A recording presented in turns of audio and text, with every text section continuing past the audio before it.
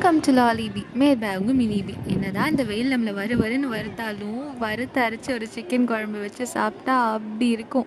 எப்படி பண்ணுறதுன்னு பார்த்துடலாமா? வீக்கெண்டுக்கு ஒரு சம்மர் ரெசிபி நோட் பண்ணி வச்சுக்கோங்க. கட்லரியில் கட் பண்ணி லிட்டரில் குக்கா மாதிரி கிக்கா ரெசிபி பண்ணிடலாமா?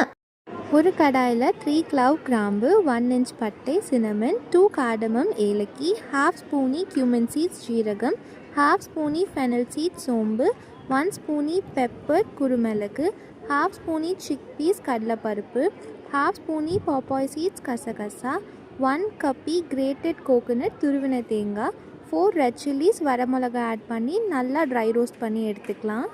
தேங்காயில் இருக்க ஈரம் போனதும் 1 ஸ்பூனி கறி மசாலா பவுடர் இல்லைன்னா மட்டன் மசாலா ஆட் பண்ணி நல்லா ட்ரை ரோஸ்ட் பண்ணி எடுத்துக்கலாம். இதுதான் நம்ம மெயின் இன்க்ரீடியண்ட்டே. நல்லா வறுத்து ஆற வச்சுக்கலாம்.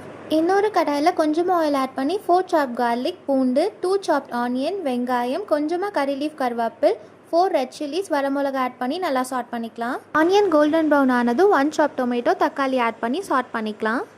1 ஸ்பூனி ஜிஞ்சர் கார்லிக் பேஸ்ட் இஞ்சி பூண்டு விழுதையும் ஆட் பண்ணி நல்லா சாட் பண்ணிக்கலாம். இப்போ நம்ம வறுத்து ஆற வச்சுருக்க மசாலாவையும் கிரைண்ட் பண்ணி எடுத்துக்கலாம்.